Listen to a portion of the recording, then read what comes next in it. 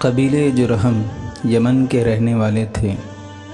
جب یمن میں قحط پڑا تو یہ لوگ اناج کی تلاش میں نکلے، یہاں تک کہ مکہ پہنچ گئے۔ ان کی ملاقات اماں ہاجرہ علیہ السلام سے ہوئی۔ زمزم کا کنواں دیکھ کر انہوں نے یہاں ڈیرے ڈال دیے اور یہیں کے ہو کر رہ گئے۔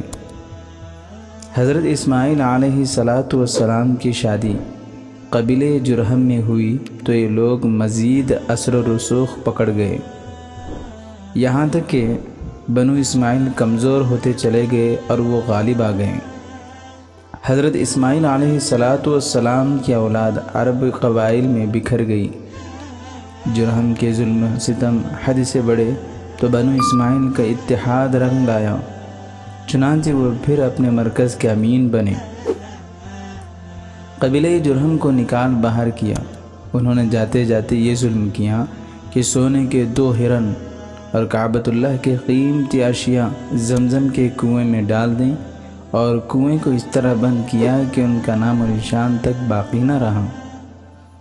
اللہ تعالیٰ نے خواب کے ذریعے حضرت عبد المطلب کو اس جگہ کے کھولنے کا حکم دیا، چنانچہ 4 مرتبہ آپ کو اشارہ اور حکم ملا، یہاں تک کہ آپ کو متعلقہ جگہ کی نشانیاں بھی بتائی گئیں۔ جب حضرت عبد المطلب کنواں دریافت کرنے کے لیے متعلقہ جگہ کھودنے لگے تو قریش نے سخت مخالفت کی، لیکن آپ نے اور آپ کے بیٹے حارث نے نشان کے مطابق اس جگہ کو کھودنا شروع کیا۔ چنانچہ حضرت عبد المطلب کامیابی سے ہمکنار ہوئے تو اس وقت آپ نے اللہ اکبر کا نعرہ لگایا۔ اس کے بعد آپ نے زمزم کے کنویں کے قریب کچھ حوض تیار کروائے۔ حاسدوں نے شرارت شروع کی کہ رات کو انہیں خراب کر جاتے تھے۔